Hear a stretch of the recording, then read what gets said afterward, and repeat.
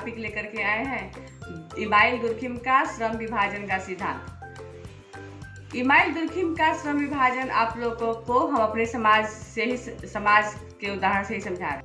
मान लीजिए आपके घर में 6 सदस्य हैं। जो आपके घर में 6 सदस्य हैं तो कोई भी श्रम करना होगा। श्रम मतलब कि घर का कार्य। तो जो घर का कार्य है, जो घर में 6 सदस्य हैं, 6 सदस्यों को ही वर्किंग करना है। घर से कहीं बाहर जा करके कहीं वर्क करते हैं, ऑफिस जाते हैं, कहीं जॉब करते हैं। मतलब कि जो 6 सदस्य आपके घर में है, 6 सदस्य व्यस्त रहते हैं। दिन भर सुबह निकलते हैं कहीं काम पे, शाम को सीधे घर आते हैं। तो घर में जो काम है, जो घर में तो बहुत सारे काम है, आप सबको पता है। अब सुबह का नाश्ता बनाना, फिर अपना टिफिन लेके जाना, फिर घर में साफ सफाई रखना, अपने कपड़े धुलना इत्यादि वगैरह वगैरह बहुत सारे जो कार्य होते हैं। बाहर काम करने जाते हैं तो 6 सदस्य जो भी घर के कार्य हैं उनको आपस में बांट लेंगे। घर के कामों को आपस में 6 सदस्य बांट लेंगे। तो जो घर के कार्य का, जो घर में जो श्रम है, तो श्रम का वो बंटवारा करेंगे। तो घर में जो कार्यों का बंटवारा होगा उसी को दुर्खिम श्रम विभाजन कहते हैं। जैसे मान लीजिए कोई कॉलेज है। कॉलेज में टीचर होते हैं, प्रिंसिपल होते हैं, क्लर्क होते हैं, लाइब्रेरियन होते हैं, स्टूडेंट्स होते हैं। तो इन सब कॉलेज में वगैरह लोग कार्य करने के लिए होते हैं। तो जो कॉलेज होता है, कॉलेज में सबके श्रम विभाजन अलग अलग होते हैं। शिक्षक का श्रम विभाजन क्या है? शिक्षक का श्रम विभाजन है स्टूडेंट्स को पढ़ाना। क्लर्क का काम क्या है? ऑफिस वर्क करना। उनका काम होता है एडमिशन लेना, मार्कशीट बांटना, बच्चों की समस्याओं को दूर करना वगैरह, उनको स्टूडेंट्स को जानकारी देना। ऑफिस से संबंधित जानकारी जो होना है स्टूडेंट्स को देना, ऑफिस के क्लर्क लोगों का काम कार्य होता है। आप लोग देखते ही हैं कि शिक्षक के अनेकों कार्य होते हैं। तो शिक्षक का कार्य होता है स्टूडेंट्स को पढ़ाने के साथ साथ उनको समाज में कैसे व्यवहार करना है, किसके साथ कैसे क्या करना है, भविष्य में उनकी प्रगति कैसे होगी, भविष्य में जाकर के वो जॉब कैसे पा सकते हैं। इसी प्रकार आप कॉलेज में देखते हैं कि जो लाइब्रेरियन होता है, लाइब्रेरियन का भी कार्य होता है स्टूडेंट्स को, टीचर्स को पुस्तकों का आदान प्रदान करना। मतलब कि जो भी कुछ पुस्तकालय से संबंधित कुछ लेना देना होता है, बुक का लेना, वापस करना इत्यादि सब जिम्मेदारी इसी प्रकार से आप लोगों ने देखा क्लर्क का क्या कार्य होता है किसी कॉलेज में, टीचर्स के क्या कार्य होते हैं, लाइब्रेरियन के क्या कार्य होते हैं, और इसके बाद सबकी जिम्मेदारी किसके ऊपर होती है? प्रिंसिपल के ऊपर। तो इस प्रिंसिपल के ऊपर बहुत सारा श्रम विभाजन होता है, बहुत सारे कार्य होते हैं। आप निश्चित रूप से आप लोग एक उदाहरण के माध्यम से जो दुर्खिम का श्रम विभाजन है उसको समझिए कि जो एक कॉलेज है, कॉलेज का ही मैं उदाहरण दिए, एक परिवार का उदाहरण दिए। इन दोनों उदाहरणों से निश्चित रूप से आप श्रम विभाजन को बहुत ही बढ़िया तरीके से समझेंगे। मतलब यह कि जो कॉलेज है तो कॉलेज में सबके कार्य बटे हुए हैं। शिक्षक का कार्य अलग, लाइब्रेरियन का कार्य अलग, क्लर्क का काम अलग, प्रिंसिपल का कार्य अलग, स्टूडेंट्स का कार्य अलग, सफाई कर्मी का कार्य अलग। आप लोगों ने इस उदाहरण से समझा जैसे कि कॉलेज में जो सभी लोग हैं, जो सभी कार्यरत शिक्षक वर्ग है, शिक्षणेतर कर्मचारी हैं, उन सबके कार्यों का बंटवारा हुआ है। इसी को इमाइल दुर्खिम श्रम विभाजन का नाम देते हैं। दुर्खिम का श्रम विभाजन।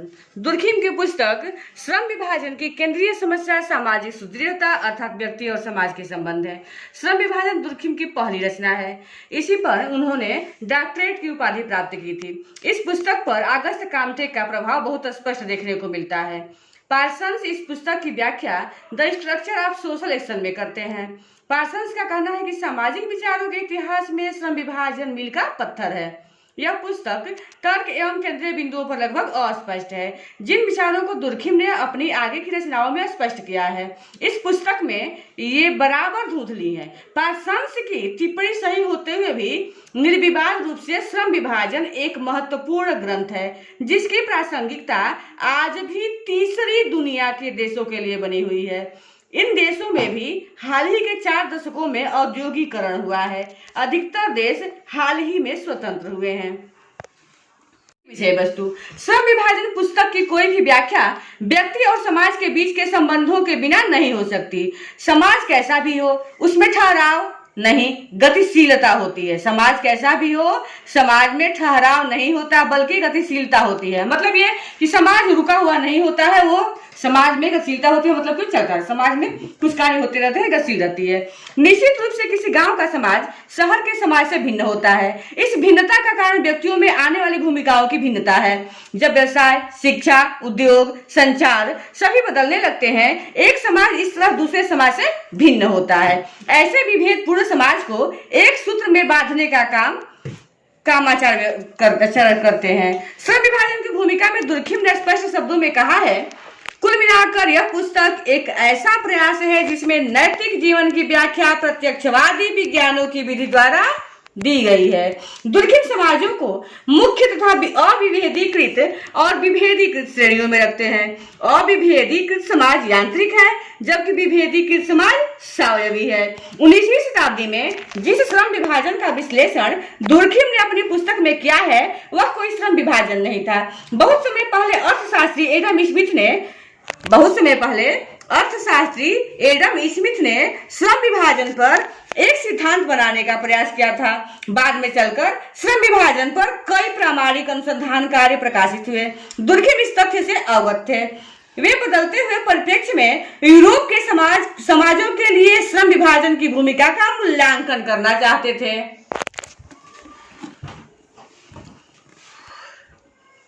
प्रकार की सुदृढ़ताएं पाते हैं, यांत्रिक सुदृढ़ता और स्वायवी सुदृढ़ता। यांत्रिक समाज वस्तुतः अविकसित या आदिम समाज है। इन समाजों में अपराध की बहुलता होती है। यदि इन अपराधों का विश्लेषण करें तो इनके पीछे जो भी कारण मिलते हैं वह लगभग एक जैसे दिखते हैं। जैसे पहला नंबर, ऐसे अपराधी जो लोगों की भावनाओं को ठेस पहुंचाते हैं। दूसरा, ये भावनाएं बहुत गहरी होती हैं। तीसरा नंबर, लोग इन भावनाओं को समझते हैं, इन्हें परिभाषित भी करते हैं। दुर्खिम यांत्रिक समाजों में इस प्रकार की सामूहिक चेतना की पहचान करते हैं। इस समाज में जो भी सुदृढ़ता और संबद्धता मिलती है इसके पीछे परंपरागत कानून महत्वपूर्ण होता है। परंपरागत कानून की आत्मा या अंतर्वस्तु सामूहिक चेतना है। यांत्रिक सुदृढ़ता के बाद स्वायवी सुदृढ़ता का विश्लेषण करते हैं। इस समाज को बांधे रखने का कार्य भी कानून करता है, लेकिन यह कानून यांत्रिक समाज के कानून से भिन्न होता है। यह आंतरिक समाज के कानून की प्रकृति दमनकारी होती है, वहां स्वायवी समाज का कानून पुनर्स्थापन होता है। वे विभिन्न तथ्यात्मक सामग्री द्वारा यह स्थापित होता है कि यांत्रिक तथा स्वायवी समाजों में सुदृढ़ता का बहुत बड़ा आधार कानून होता है। अंत में दुर्खिम यह स्थापित करते हैं कि किसी भी समाज की सुदृढ़ता उसके कानून तथा नैतिक एवं सामाजिक जीवन पद्धति पर निर्भर करती है। श्रम विभाजन का दूसरा खंड सैद्धांतिक है। वे एक महत्वपूर्ण मुद्दा उठाते हैं। दुर्खिम एक महत्वपूर्ण मुद्दा उठाते हैं कि आखिर श्रम विभाजन की आवश्यकता समाज को क्यों है। अर्थशास्त्रियों का कहना है कि श्रम विभाजन मनुष्य की सुख शांति की आवश्यकताओं को पूरा करने के लिए होता है। उपयोगितावादियों का सूत्र है अधिक आवश्यकताओं की पूर्ति यानी अधिक सुख शांति की प्राप्ति। दुर्खिम श्रम विभाजन की इस व्याख्या से असहमति बताते हैं। दुर्खिम का कहना है कि इतिहास के हर क्षण में जो भी सुख शांति प्राप्त होती है सीमित होती है, आगे और श्रम विभाजन नहीं होगा। दुर्खिम कहते हैं कि जब आदमी बदल जाता है और सुख शांति कम हो जाती है तब हमारे प्रसन्न होने का और क्या साधन हो सकता है। सुख शांति स्वास्थ्य की एक स्थिति है। सुख शांति क्या है? सुख शांति स्वास्थ्य की एक स्थिति है। यदि स्वास्थ्य को देखें तो निश्चित रूप से एक बहसी का स्वास्थ्य सभ्य आदमी के स्वास्थ्य की तुलना में बढ़िया होता है। वहसी अपने जीवन में जिस सुख शांति का अनुभव करता है वह सब समाज में नहीं मिलता है। सभ्य समाज का आदमी तो हर बार किसी 7वीं मंजिल से छलांग लगाकर या छत के हुक से लटककर या किसी अन्य साधन से आत्महत्या करने पर सदैव उद्विग्न होता है। में दुर्खिम श्रम विभाजन के बुनियादी कारणों का विस्तृत विवेचन करते हैं। दुर्खिम का कहना है कि श्रम विभाजन के साथ साथ आचार का घनत्व भी बढ़ता जाता है। तीसरे खंड में वे समाज के उस भाग का विवेचन करते हैं जिसमें श्रम विभाजन के कारण असामान्य स्वरूप मिलते हैं। ये सामान्य स्वरूप आर्थिक जीवन में उस समय दिखाई देते हैं जब श्रमिक बंट जाते हैं, उनमें विघटन आ जाता है और औद्योगिक संकट पैदा हो जाता है। और लास्ट, श्रम विभाजन के विश्लेषण के दौरान वर्ग संघर्ष का उल्लेख भी किया है। जब एक व्यक्ति श्रम करता है और उसका अनुकूलन कारखाने में नहीं होता है तो उसके लिए वह काम ऊपर से थोपा हुआ हो जाता है। मजदूर कारखाने के श्रम को थोपा हुआ इसलिए मानता है कि उसके काम करने की दशाएं अच्छी नहीं होती है। वास्तव में श्रम विभाजन की प्रत्येक प्रक्रिया में गैर बराबरी होती है। गैर बराबरी मतलब कि जो कोई कारखाना होता है तो उसमें हर व्यक्ति का जो श्रम विभाजन होता है वो अलग अलग होता है, उसी को गैर बराबरी दुर्खिम ने लिखा है। इसी कारण सामान्य समाज की सुदृढ़ता को बनाए रखने में अनुबंध की भूमिका बहुत अधिक होती है। अनुबंध के कारण समाज के सदस्यों पर अन्याय नहीं होता। वास्तविक बात यह है कि सावी समाज एक ऐसा समाज है जिसमें अनुबंध संबंधी कानून और इसी तरह अनुबंध आधारित आचार समाज की सुदृढ़ता को बनाए रखते हैं। मतलब ये दुर्खिम यह समझाना चाहते हैं अपने श्रम विभाजन के माध्यम से, दुर्खिम श्रम विभाजन के माध्यम से यह समझाना चाहते हैं कि मान लीजिए कोई कॉलेज है, कॉलेज में जो शिक्षक है, जो शिक्षक वर्ग और जो शिक्षक है और शिक्षक वर्ग है और शिक्षेतर कर्मचारी हैं, तो उन सब के लिए एक अनुबंध होता है। अनुबंध का मतलब कि इतने बजे एक टाइम फिक्स होता है, टाइमिंग होता है, जो भी कार्य किया जाता है उसका एक टाइमिंग होता है कि शिक्षक को इतने बजे कॉलेज जाना है और इतने बजे घर वापस चले जाना है, यही अनुबंध होता है। मतलब कि जो समय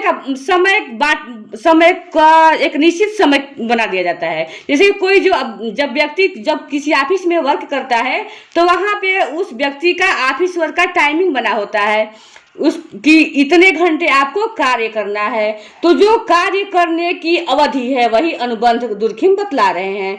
विश्वास करते हैं कि आपको लोगों को इमाइल दुर्खिम का श्रम विभाजन समझ में आ गया होगा। धन्यवाद।